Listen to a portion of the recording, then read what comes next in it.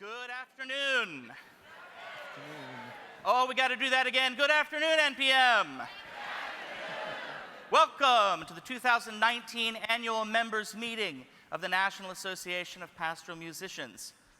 If you're here to watch 50-year-old footage of the Saturn V launch, you're in the wrong place. If you're here to help launch NPM 2.0, you're in the right room.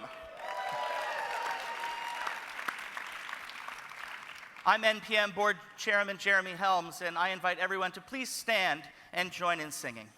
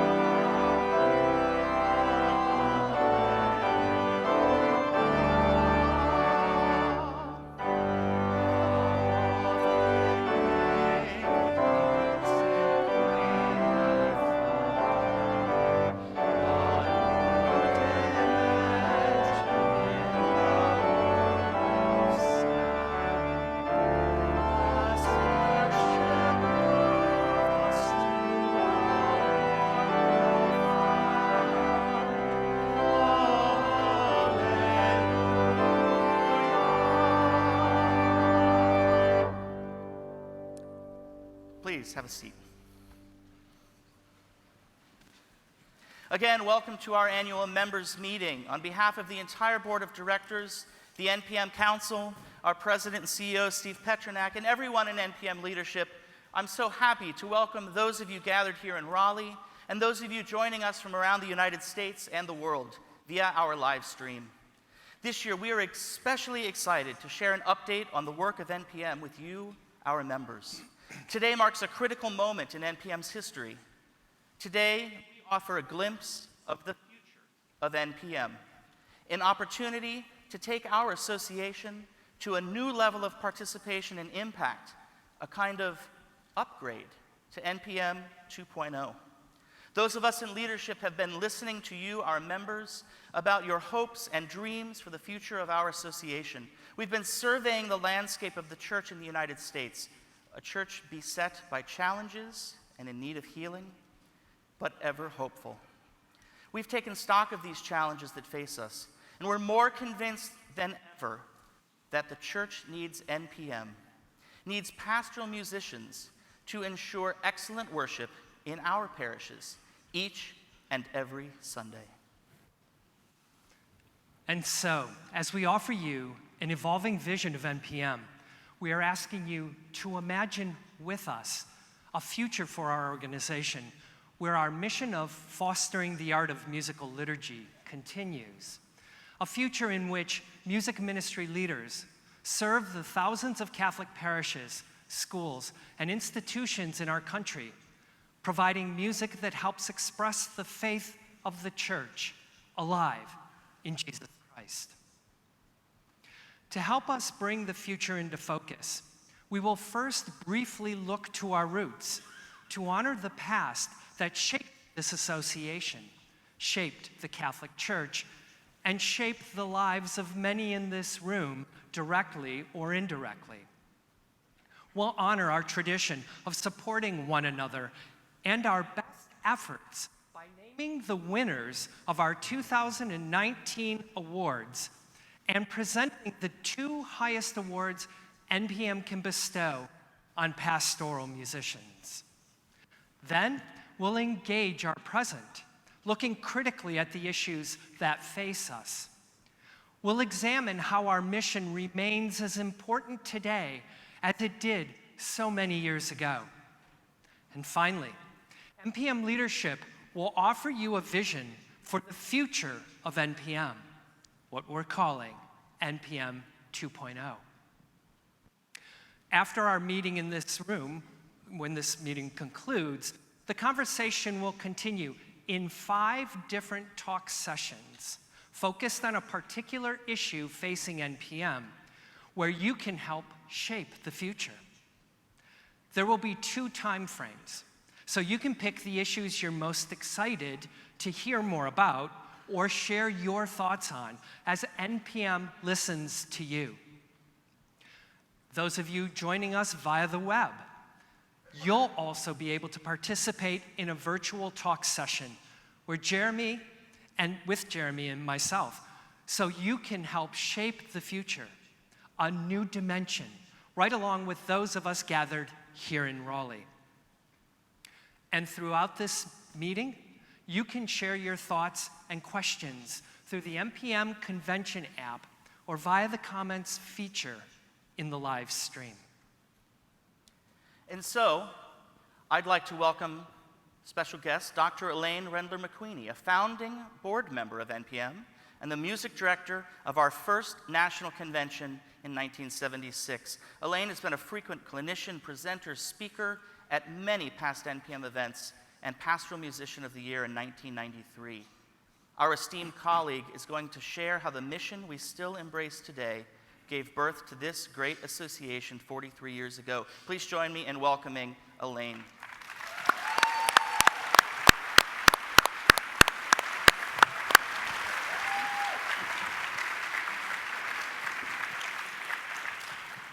Thank you. They asked me to be here because I was here at the first one.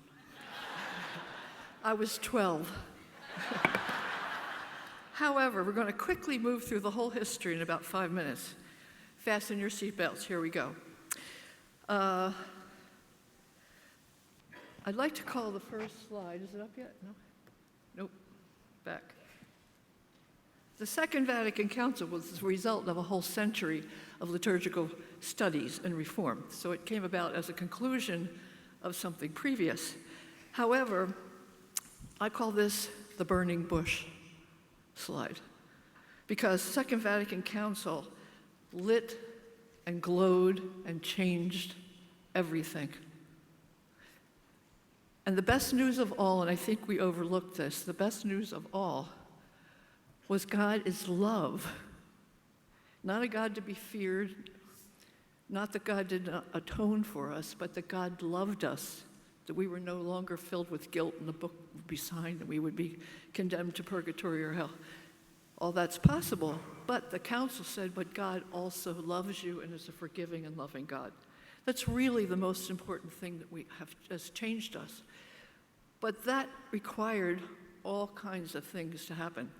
And some of those things were understanding what that meant in the liturgy. And if you look at the hymn texts before that, you find out that's not what we were singing about. Perhaps besides we weren't supposed to talk in church, singing would be really difficult, and especially if you look at some of those texts. We had big needs, lots of them. We needed new music in the vernacular. We didn't have except hymns. We needed new styles to wed to that vernacular, whatever style that was being composed, it had to match. Chant in English did not exactly do it. It wasn't really like English chant, it was Latin forced into that tune. We needed new musical styles to express the vernacular. And here's what we needed, the call of the disciples. We needed people to notate the oral tradition, to arrange keyboard accompaniments because we only had the organ at that time. There were no pianos in Catholic churches. We had to have an accompaniment that would respect the integrity of the style, which, as you know, Sons of God did not sound good on the organ. And we had to compose fresh vernacular, which is not the same as English. As that came along, the St. Louis Jesuits, Marty Haugen, David Huss, perfected that so that the way we speak is the way we sing. And it is very, very English. And it has lasted. So after that, we moved to the way we were. I've had priests tell me that they learned to say Mass the night before they said Mass. And if you went to first Masses back then, you would see the priest going, what? Where do I go next? And they would teach them along the way. I was there.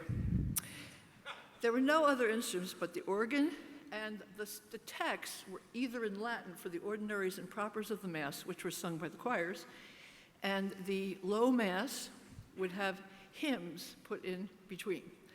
Bilingual meant Latin and English. That's all. And music education, this is a sad thing. We had a music sister. Many of you probably did too in the schools. Well, they were all moving on as well. And the choir director, they were the chief music people in the schools. Today, when they complain about we don't have the great tradition of our literature, who's going to sing that? We don't have music education as we knew it in the Catholic schools, and public schools, of course, is eliminating music education. So that presents a problem. At the same time, there's about 10 years where at Catholic University we started kind of an institute of liturgical music, and anybody who was working in a church, we taught them theory, we taught them guitar, piano, whatever you needed, we would help you with. At the same time, the liturgical conference was concluding, and Virgil Funk was president of that, and the NCMEA, the National Catholic Music Educators Conference, was also falling apart. Not falling apart, but kind of falling apart. Meanwhile, these two guys said, let's invite people to talk about this. There seems to be an interest.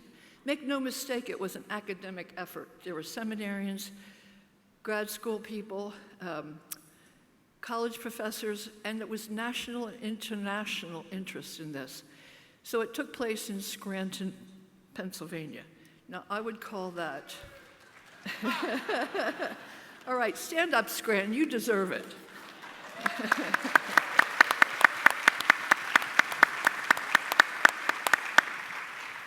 And to keep to our mission, that was, for me, transfiguration. If we're going through the life of things, that was transfiguration. We got to see what they meant when they said, oh, that's a cantor, and that's what they do, and Jim Hansen cantored. And then we got to do participatory things with other ministers and a bishop presiding, so it was all okay. And that was we all left saying, what just happened? And we came down from the mountain and said, this has to go on. We're on to something here. Not us, but all of us and the leadership. So I think I lost a slide. The result of that was the National Association of Pastoral Musicians. We had a name, we had an identity, we think, because we were just out there, individuals in every parish. But this gave us a name, and we had conventions that said, claim your name, claim your art. It's not the same as I'm not just the piano player. Of course, I've been through those churches and those parishes in my life, but I'm not just the piano player, and neither are you. So at that Scranton conference, we had clergy, choir directors, seminarians, lovers of liturgy from the conference, and just seekers. Where's my timekeeper? I'm up to 6 minutes now? Yeah. Oh boy, I'm over. Okay, so we're moving on. The next thing after that, they gave me 5. Okay. We gathered people, and I called that gathering those disciples to do all that work. That was the calling of the disciples. This is how firm a foundation. The organization was built on these 4 principles, which are the same principles on which church is built. This is the Sermon on the Mount. If you do this, you will live. And as we journey through this time in our lives now, all those points are in the magazine twice this year in pastoral music, so you can go to that for that. You have to know that pastoral music is a call. It's not being just a musician. We don't just pick the music. We don't just say, oh, the occasion is Holy Thursday, so let's get songs that say about the church. We are called to understand, not do we have a song for washing of the feet, but what does that mean? What points beyond that? We have to lead people in song through every verse. And we have to be in this because we believe we're here to spread the gospel message through the whole world, that the kingdom will come. Right now, I think in Jesus' life, we would be going through the Triduum, where You know, when Jesus was dying, it all fell apart. And when he rose, the disciples came back together. And I stay in this because Jesus said, I'll never leave you again. And I'll leave my Holy Spirit with you to lead you and guide you through this. And I think we are all on the road to Emmaus now. And when you take hold of what you are called to, which is put your sight on not playing fugues and singing for the congregation, but put your sights on our goal, which is the establishment, contributing to the kingdom on earth in this global village, which does require new thinking, new music, etc., then play it in tempo, play it proud and life-giving, and you will discover fire and Pentecost.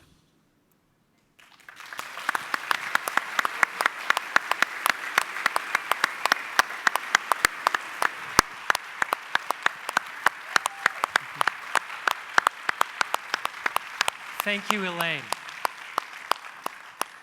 As you heard, NPM has been built over 4 decades by the efforts of its dedicated members. This afternoon, we recognize members who are continuing that tradition of work on behalf of the association. Earlier this week, the Director of Music Ministries Division presented the DMMD Member of the Year Award to Michelle Ogren, the extraordinary and newly retired Director of Music and previous chapter director from the Diocese of Grand Rapids. Michelle, would you please stand so we can celebrate you?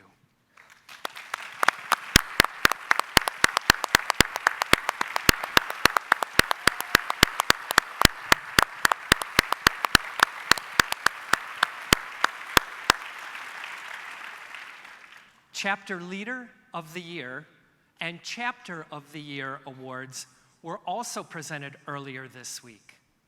The Chapter Leader of the Year was awarded to Andrea Ramos from the Austin chapter.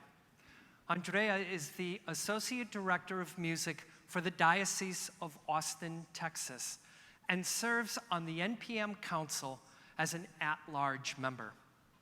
Andrea, would you please stand so we can celebrate you?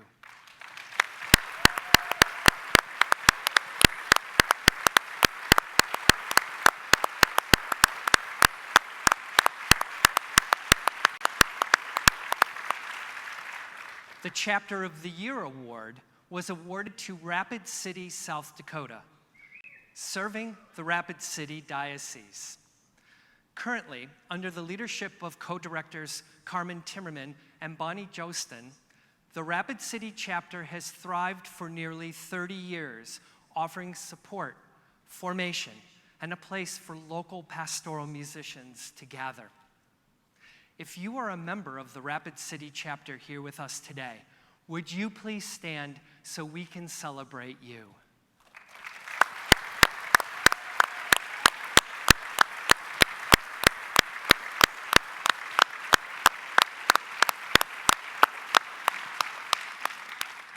This year, NPM offered nearly $6,000 in program scholarships that allow members to attend NPM's institutes and convention who would otherwise be unable to attend. In addition, NPM offered $17,000 in academic scholarships, many of which are supported by the generosity of our publishers and members alike. Representing the many who received this critical NPM support, we are fortunate to have Julio de Leon with us to receive his La Beca Juan XXIII scholarship and J.J. Mitchell to receive his Funk Family Scholarship. Julio and J.J., would you please come up to the stage so we can recognize you?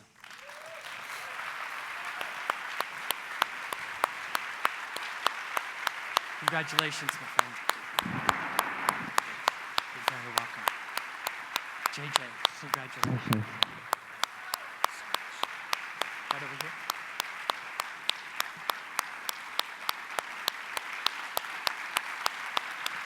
Thank you so much. Finally, NPM's two most prestigious awards, the Pastoral Musician of the Year and the Jubilate Deo Award, celebrate achievements of the highest level.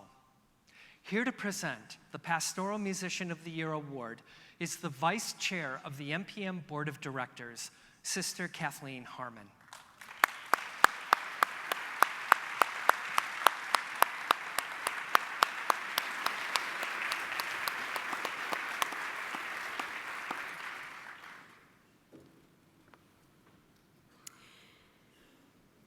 Gary Daigle has been a pastoral musician, composer, arranger, producer almost all of his life. It was in 1975 that Mike Baloff of the Damians first met Gary when Mike became the associate pastor in Gary's parish, St. Teresa in Los Angeles.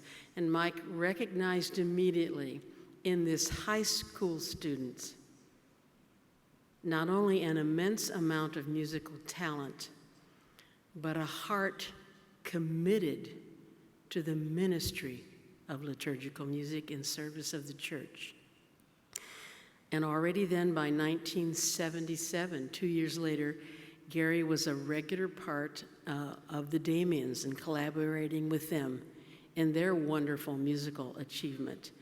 What Gary brought to the Damians was an extraordinary piano style and technique that added to what they had already achieved and lifted it up to an even newer level.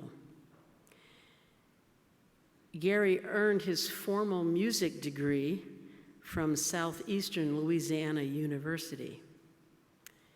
He has, in addition to directly being involved in music ministry, served as campus minister at Catholic University and served in ministry at the Franciscan Renewal Center in Phoenix.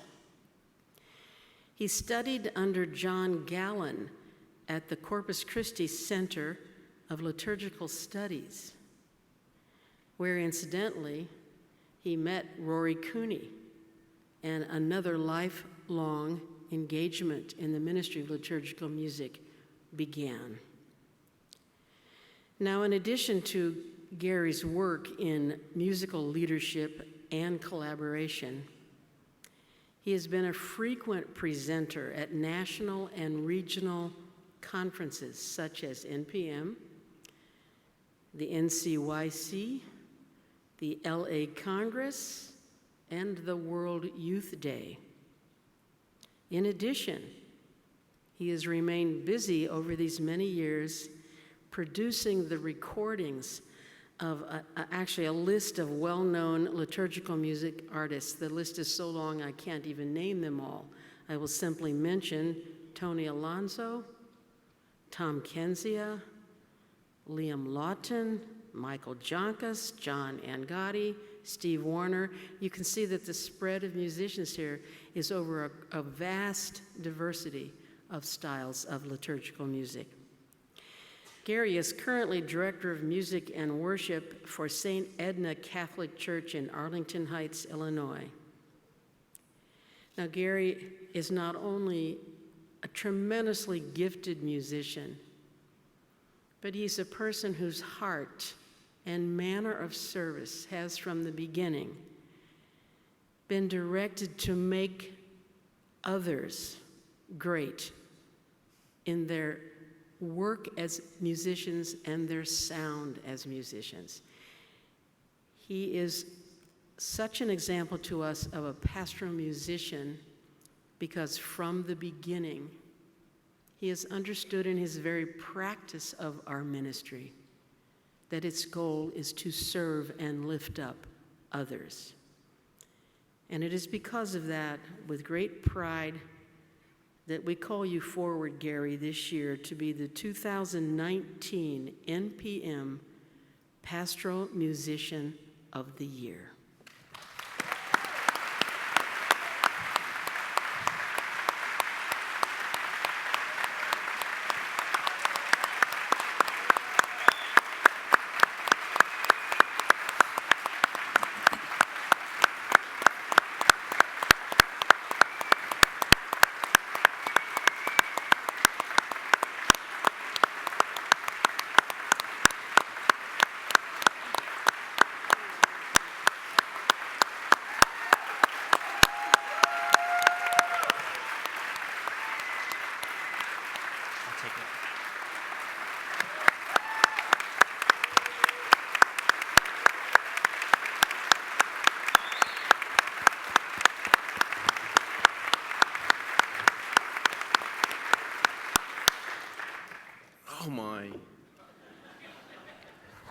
I'll try to get through this real quick so that the music doesn't start playing. I want to thank NPM for this recognition.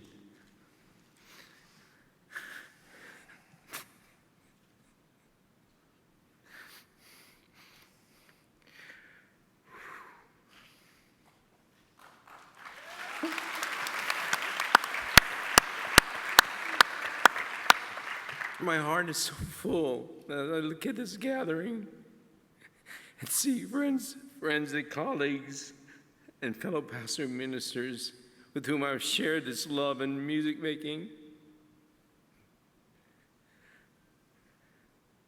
I just have a few people I want to recognize, and I'll go through them quick. I want to thank Rita and Arthur, my mom and dad, for passing down this faith. I want to thank my brothers for their musical influences, the real important ones like Dylan and Springsteen.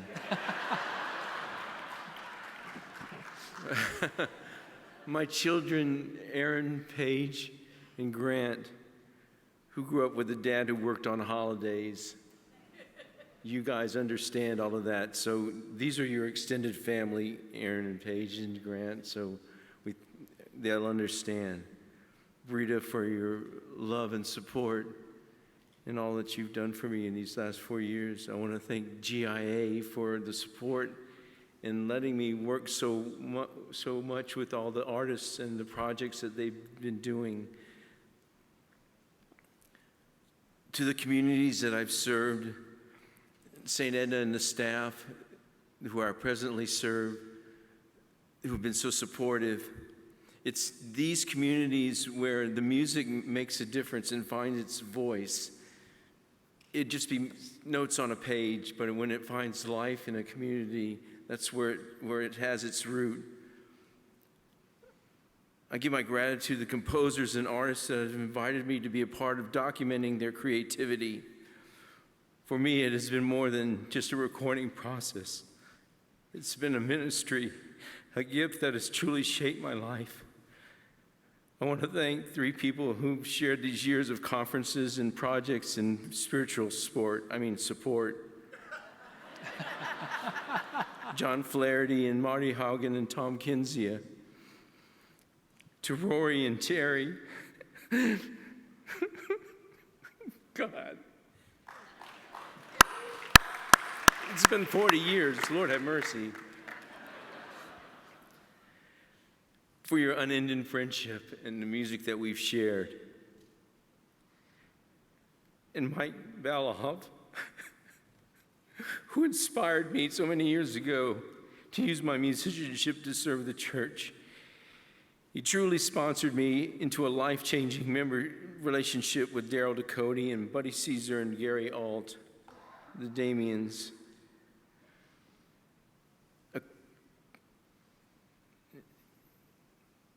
It was my relationship with them that brought me into this gathering. I believe it was in 1981 at the NPM, and Elaine just mentioned it, Claim Your Art.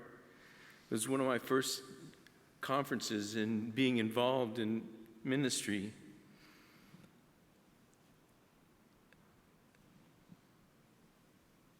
This was the place where I heard the voice of what a community sounds like, and the feeling of playing underneath it.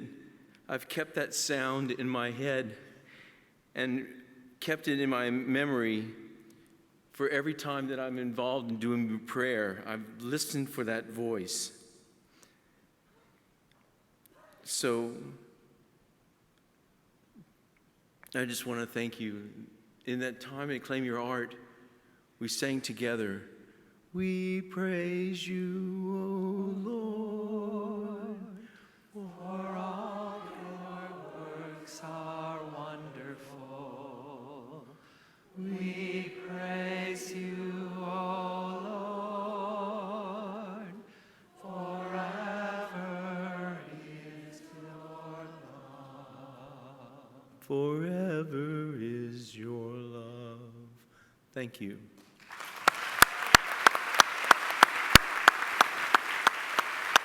Grab a too long?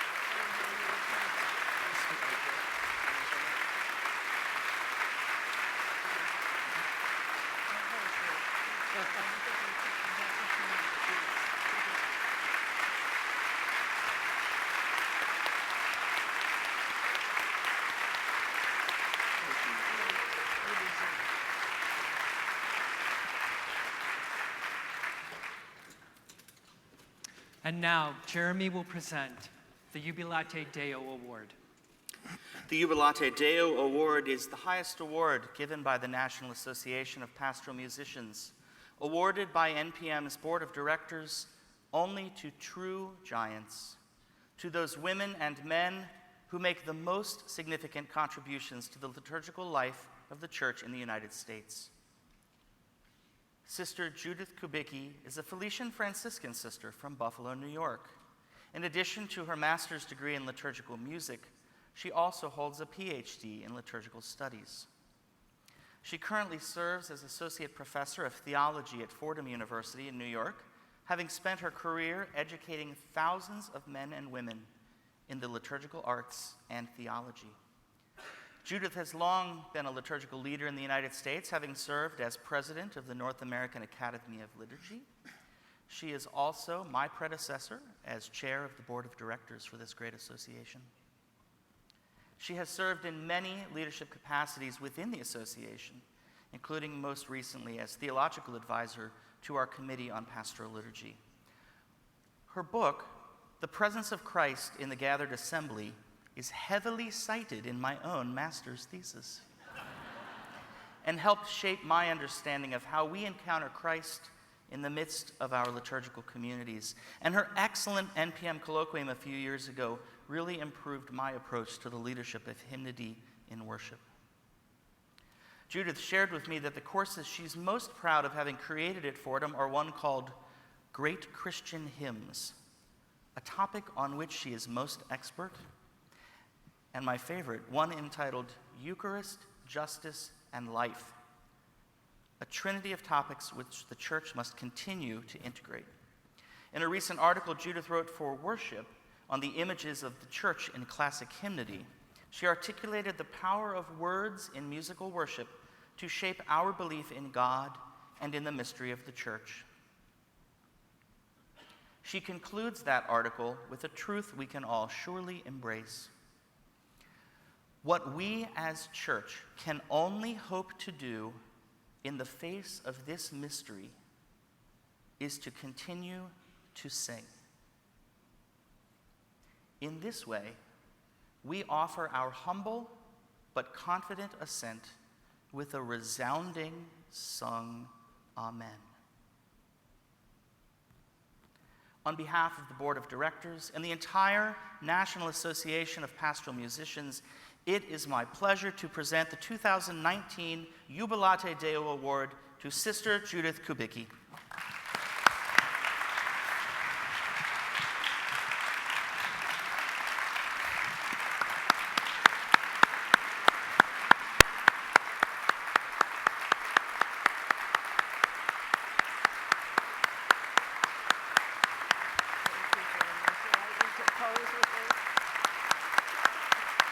I'll hold it while you speak.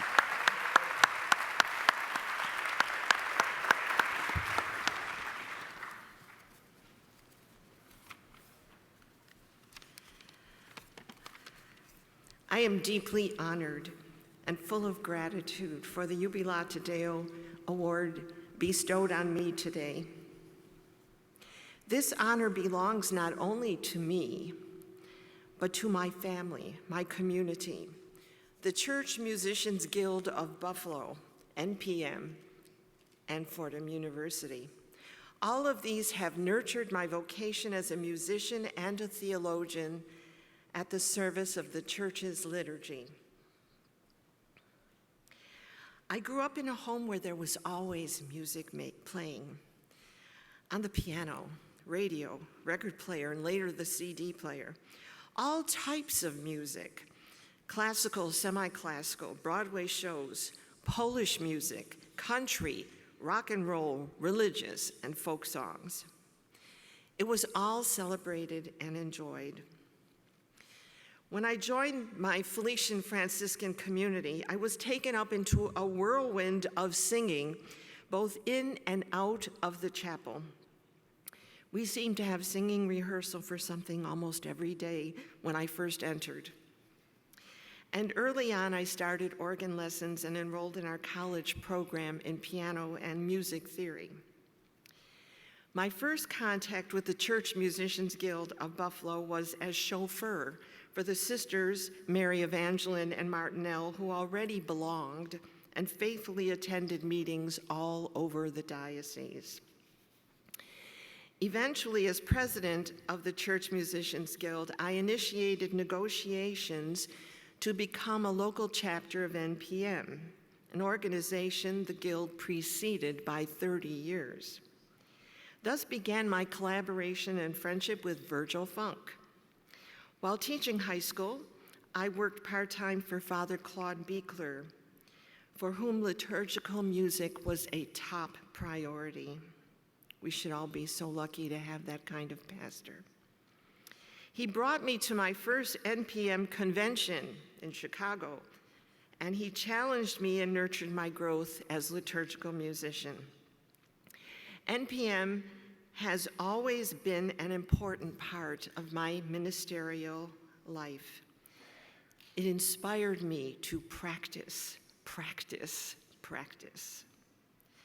Eventually, I was hired as director of music at Christ the King Seminary in East Aurora, New York. The joy of working there was a perfect combination of teaching in the classroom and pastoral practice in daily liturgies. I was thrilled with the opportunity to teach seminarians who would one day lead singing assemblies. When I moved to the theology department of Fordham, my focus turned to the theology of hymn singing.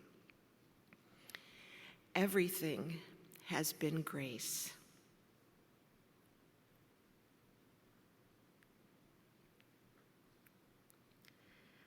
I have been supported, encouraged, and challenged all along the way by wonderful people and outstanding organizations. I see this award as a type of lifetime achievement award, another confirmation that I have truly entered the phase of geezerhood in my life. I am grateful and I am deeply touched, but this award belongs to so many people, including and especially NPM. Thank you.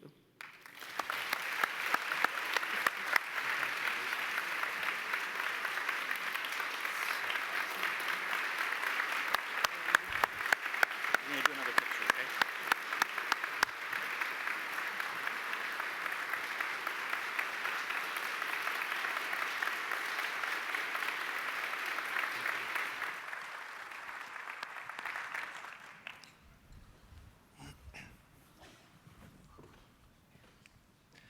Two years ago, at the members' meeting in Cincinnati, I stated that a new vision, a re-evaluated mission, and a revitalized business model are needed to bind together a stronger, more focused NPM. I also shared that the board of directors is beginning to consider and analyze the existing NPM leadership structure.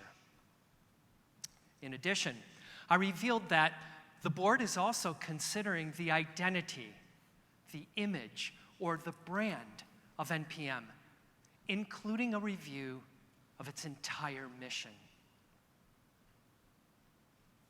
These statements did not reflect just my vision, but that of the board of directors and other NPM leaders, and it's a vision that called for change in our association. This kind of change doesn't happen overnight and involves great consideration and immense judgment. And believe me, this vision has grown and morphed as the board has embraced and reimagined the future of NPM, and not just the board, all of leadership. Don't get me wrong, plenty of positive change has taken place at NPM over these last 2 years. New advances in NPM's technology, including a new website, premium educational resources for members only, and Essentials of Catholic Liturgy in-person and online learning course, many of which participated in round 2 this week, in collaboration with LTP. Membership renewal advances and a new constant contact email platform. Great strides in social media, a refreshed Pastoral Music magazine, an online notebook, as well as the addition of the weekly Ministry Monday podcast. Anybody watch that or listen to that? Yes. Take that in. Improve relationships with sponsorship partners, diocesan leaders, and pastoral music leaders in the Southwest and West. Successes in improved fundraising and development, a staff reorganization, new convention programming and presenters, a new NPM Institute for Youth and Youth Advocates. That's a lot. That's a lot. While these changes were greatly needed, what overall effect did they have on NPM's financial stability and growth of membership? Over the past 2 years, NPM has operated at virtually break even and continues to experience a decline in membership, having lost more than 500 members over these last 2 years. And we ended 2018 still $30,000 in the red. Our 2018 annual report that appeared in the most recent edition of Pastoral Music shares in-depth information about these challenges. Break-even operations and continued declining membership were not the anticipated outcomes of the changes we've made. The truth is, the changes NPM has made were the first steps in implementing a greater vision, and were definitely needed, but they were not enough to build a solid future. To effectively serve its members and the church, NPM needs deeper, more significant change. Enter NPM 2.0. So just what are the elements of NPM 2.0? They're captured in 5 important areas of the association. First, chapters, the place where NPM is experienced every day on the local level. Programming that forms and trains musical and liturgical leaders. Communication that better serves both members and potential members. A governance structure that equips us better to accomplish our mission. And finally, membership, where leadership in music ministry is intentionally targeted in all dioceses and within all cultures across the country. One of the most important things the leadership of NPM has been working on is affirming and re-articulating our mission. And right now, we'd like to take just 2 minutes to start to dream into our future.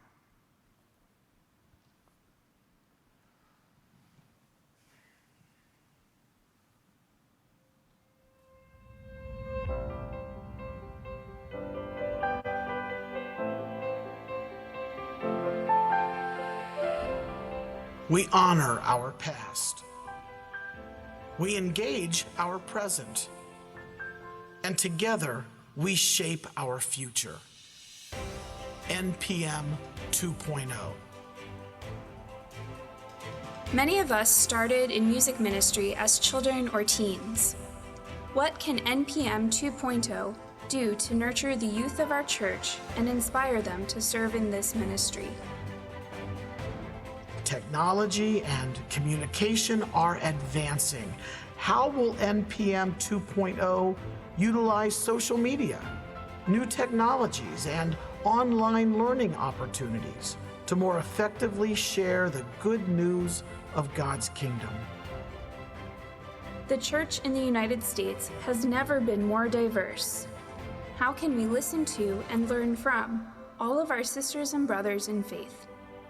In what ways can NPM 2.0 serve all communities? Throughout our country, some churches are closing. Others are merging to form new communities, and still others are being built from the ground up. How can NPM 2.0 respond to the varying needs of our parish communities? Our faith and our ministry is grounded on gathering together and being in community. What will in-person trainings and conventions look like in NPM 2.0? We are NPM because of you. You have built this association, and now we invite you to shape our future. We invite you to upgrade to NPM 2.0.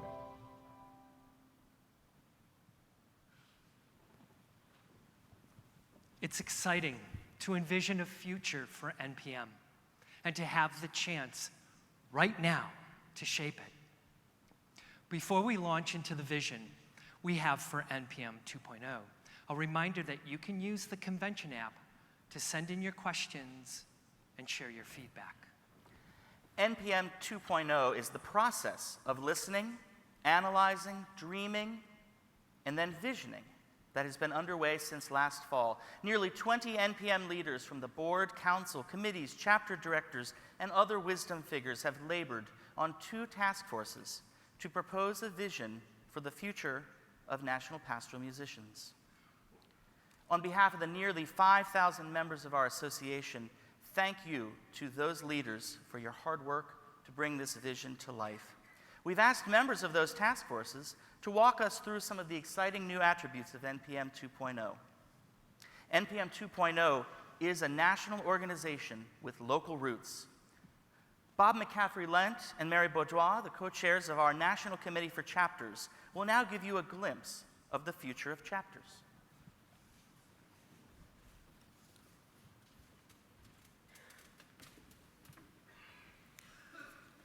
NPM chapters are the vehicle by which local and regional pastoral musicians gather, learn, and share. As Jeremy often proclaims, chapters are the way that people live their NPM-ness, the other 360 days of a year that there is not a convention. Chapters are the heart of NPM, and they were a significant part of the vision of NPM early in its existence. It wasn't long after the formation of NPM that our first chapter opened its doors. As chapters have formed, some have been more successful than others. Most chapters are unique in the way they operate, even though NPM has developed a chapter manual that offers direction for chapter leaders. Why are chapters such an exciting and vital part of NPM 2.0? Currently, NPM has over 70 active chapters and are adding more each year. Yet chapters don't exist in the majority of dioceses, which translates to tremendous opportunity. As you can see on the map behind us, the lightest areas, gray and light pink, have no chapters or chapters in less than a third of the dioceses in the state. Even though NPM has been around for 43 years, many dioceses are still not aware of who NPM is or what NPM offers. As NPM's relationship with diocesan leaders across the country grows, partnerships for programming and learning are rapidly on the rise. These growing relationships offer new chapter opportunities and thus informing more local pastoral musicians about the benefits of NPM membership. Another challenge and opportunity has to do with the relationship between NPM nationally and our chapters. Currently, there are no shared dues, a lack of consistency among models of chapter leadership, and little direction or assistance with chapter programming ideas. NPM 2.0 seeks to connect chapter and national membership, to have a chapter in every diocese, to standardize chapter structure and governance across the board, and to give chapter leaders a much greater role in NPM national governance.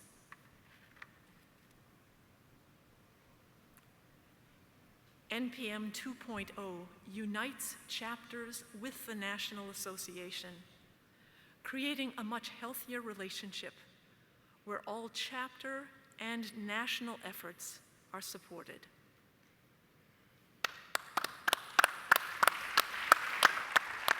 Thanks, Bob and Mary, for sharing that exciting vision of chapters.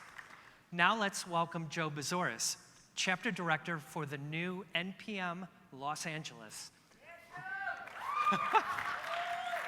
Guess we know him. I'll pay you guys later, thanks. NPM's current business model that has existed for 10 years greatly depends on the annual convention. The revenue generated through the annual convention is the largest line item on NPM's income statement. Now, this model in many ways has handcuffed NPM. In essence, leadership cannot choose whether a convention serves its mission any given year. A convention is a must, simply because NPM financially depends on it. In the current model that we have now, without an every year convention, NPM simply just no longer exists. NPM 2.0 does away with the dependency of an annual convention to simply survive. So, in 2022, NPM will experience our first year without an annual convention. Now, how do we envision financial success without an annual convention? First off, let us be very clear about this. We've learned that the solution does not lie in creating miniature versions of national conventions. It just doesn't work. NPM 2.0 focuses on two types of programming: in-person and online. Online learning has skyrocketed in the past 5 years, and all indications are that this will only increase in the future. Now, currently, NPM has two very successful online programs: the Essentials of Catholic Liturgy and an online cantor training course, both in collaboration with Liturgy Training Publications. In addition, new for members-only digital content will continue offering greater benefits to NPM members. Opportunities for greater online learning covering a whole host of relevant topics is a major staple of NPM 2.0. Experts tell us that while online learning has a tremendous upside, people are not willing to completely let go of in-person opportunities to gather. Thus, NPM 2.0 offers regional skills training and formation opportunities that span all areas of the United States. By building strong relationships with diocesan leaders and closely connecting with chapters, NPM 2.0 offers different models for new in-person programming. 2-day, one-night local programs, especially geared towards youth and other topic-focused groups. 3-day, 2-night programs coordinated with diocesan leaders and chapters. Retreats for our members. The continuation of our One Call Institute for Youth, our skill-based institutes, and a refreshed colloquium. And finally, yes, still conventions when appropriate. Programming is one of the most exciting developments of NPM 2.0, as it seeks to better serve pastoral musicians across the country while building a better, more financially sound business model. Thank you. Thanks, Joe.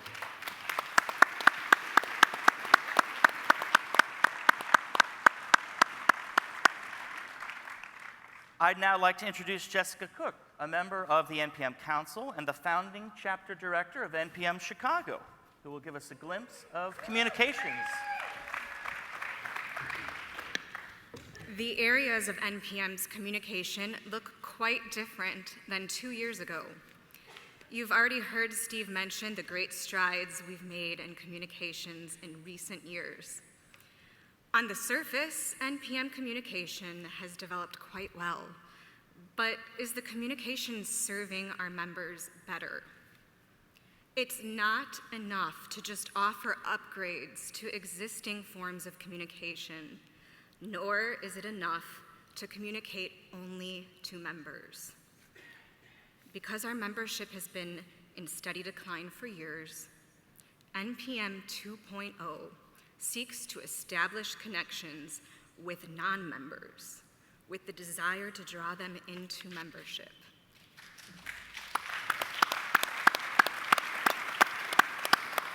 NPM 2.0 evaluates all communication through the lens of serving its mission, through an integrated and coordinated communication strategy.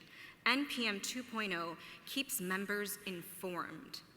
It uses contemporary forms of communication as vehicles for engaging members and potential members, connecting us with the church and with each other. NPM 2.0 further modernizes the website to become far more effective.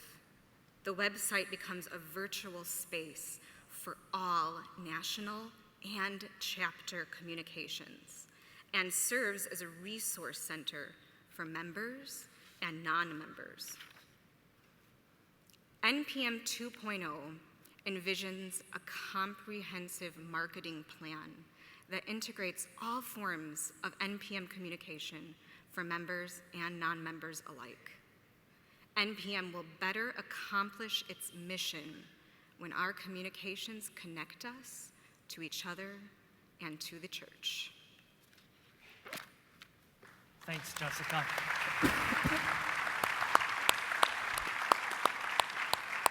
Now, Chris Ferraro, chair of the interest section for Pastoral Liturgy, will explain how NPM's members, you, will have even more of a role in shaping the future of national pastoral musicians.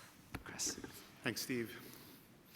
Back in Cincinnati in 2017, Steve shared with us his concern about NPM having outgrown its 43-year-old governance structure that's still in place today. After careful consideration, NPM is ready to make positive changes to the governance structure. NPM 2.0 calls for the following vision of governance. NPM remains a nonprofit organization led and governed by its members and connected with the United States Conference of Catholic Bishops. A board of directors oversees and governs the association through policies. An advisory council, representative of membership, elects the board and advises the board on governance of the organization. Committees of members address various areas of organizational life. Existing governing documents like the Constitution and bylaws will be radically simplified to a minimal set of bylaws, which serve only to define NPM's essential characteristics, including the formation of the board and the council. All other governance stems from the board's policies to allow for greater flexibility and agility, keeping up with the change and growth in our association. The Advisory Council is composed of at least 14 regional representatives at large, one from each region of the United States as organized by the U.S. bishops. The Council also includes other NPM leaders in their official capacities. This ensures that the cultural diversity that exists around the country will be represented among our leaders.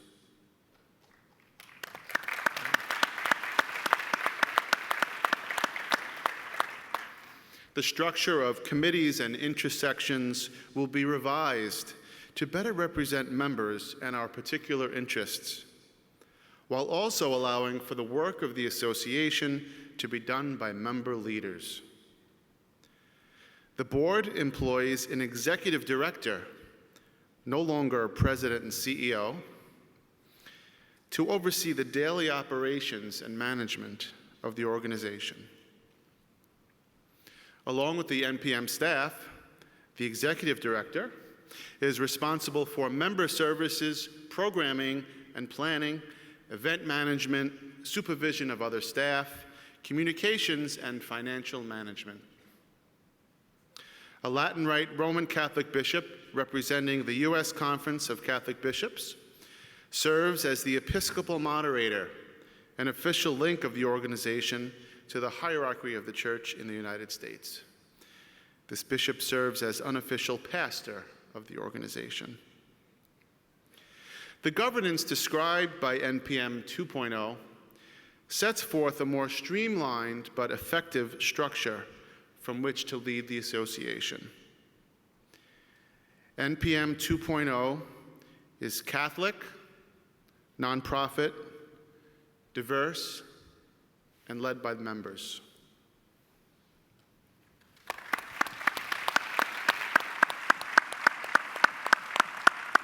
Thanks, Chris, for helping us to understand the future of governance for NPM. Finally, board member Meg Matusko will give us a vision of how NPM will serve its members better in the future. Thanks, Jeremy. NPM has faced challenges with its membership over the years. Let's start here. Overall, we've been in decline for nearly 20 years. At best, our members represent 20% of the total Catholic parishes in the United States. At least 12,000 parishes in the United States have no pastoral musician involved in NPM. As you can see, our members are heavily concentrated in the places where the Church has been well established in the past. But we know the Church is growing by leaps and bounds in the South, in the West, and in the Southwest. Look around this room. NPM can no longer be monochromatic.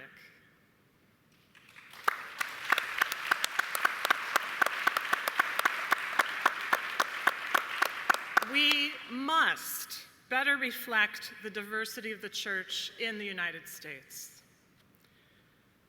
Also, in an effort to be all things to all people, NPM has no clear or unifying identity. To some, we're just hootenanny guitarists, while to others, we're only snobby high church organists and choir directors with 4 degrees. So, just who are we? NPM 2.0 affirms that the best way of serving our mission of preparing effective musical and liturgical leaders is to focus on those who serve as leaders, those who have the most impact on making Sunday worship better.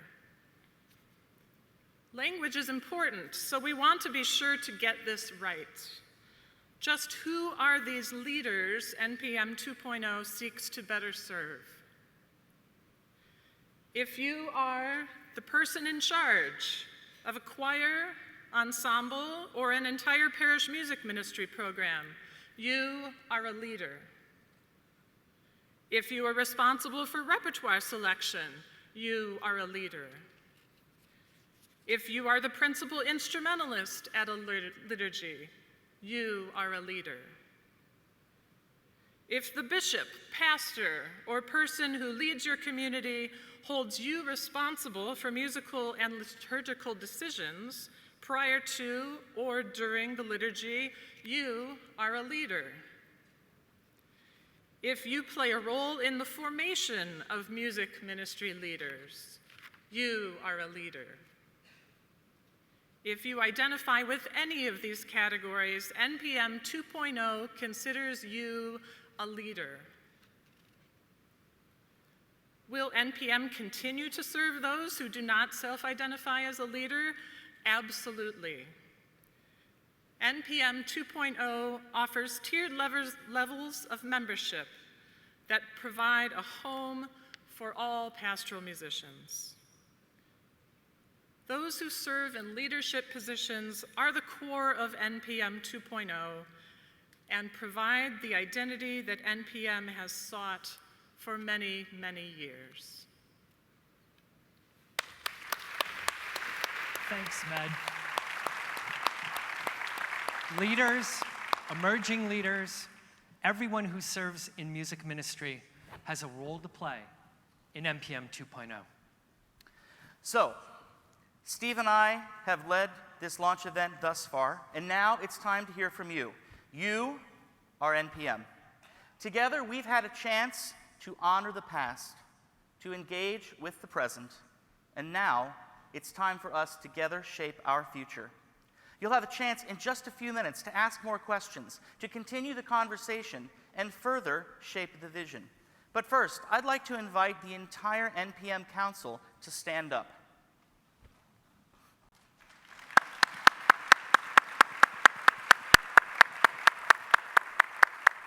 Stay standing. Stay standing. Board members, stand. I didn't do that so you could clap for us. I did that so that you could see our faces. We want you to seek us out this afternoon, this evening, tomorrow morning, Friday when you get home, on email, on Twitter, on Facebook, on the phone. I want you to share with us your leaders, your hopes, your dreams for the future of NPM. And additionally, we want to start this conversation right now. After this member meeting, there will be 2 talk sessions, one at 2:30 and one at 3:15. Each talk session will focus on one of the aspects of our vision: chapters, programming, communications, governance, and membership. You can attend 2 different sessions. The locations are listed here on the screens. They're in the convention app, and volunteers outside the ballroom will also direct you to the talk sessions. They're all on the 3rd floor of the convention center. And for those of you joining us online via our live stream, we'll have a virtual talk session with Steve and myself beginning at 2:30 p.m. on our YouTube channel with the link found at www.npm.org. I can't stress enough how important it is for you to join us for the next hour to help us shape this vision together, because you are NPM. It is so immensely important that we continue to hear from you, the members of NPM. You may not realize it, but you've already played a significant role in NPM 2.0 through your participation in last year's member survey. We've also listened to the many ideas and suggestions you've offered over time. We're grateful for your input, but please keep it coming. Right here in Raleigh, there are over 1,000 of us gathered, and nearly 4,000 others who believe that NPM is worthy of our membership. Sure, we could say that NPM's programming or convention or magazine or members-only content or some other perk is why we're members. And while on some level that's probably true, I believe that we are members first and foremost because we need to belong.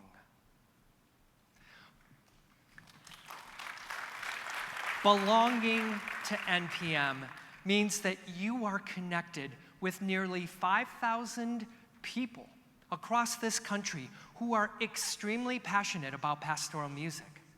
Together, we belong. Now, more than ever, we must remember this. We are NPM. There's only one organization that supports Catholic pastoral musicians and is affiliated with the USCCB. It's NPM. There's only one association where excellent music ministry in the Catholic Church is the aim. It's NPM. Folks, there's only one NPM, and it's you. Thank you for being such a vibrant association.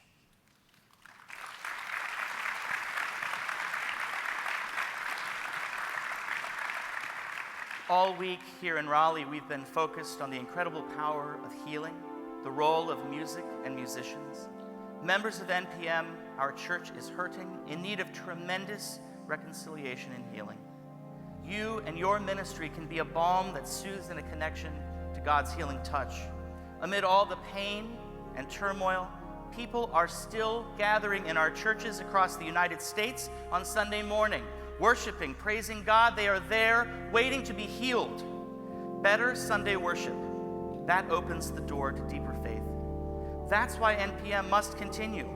That's why NPM 2.0 is so important. Let's keep moving forward, always working to build that great and glorious kingdom, crafting a future that allows NPM to serve God's people, the church, and to be all that God desires us to be. It's time that every instrument be tuned for praise, that each of us rejoice who have a voice to raise. All of us in leadership are confident that God will continue to give us faith to sing always.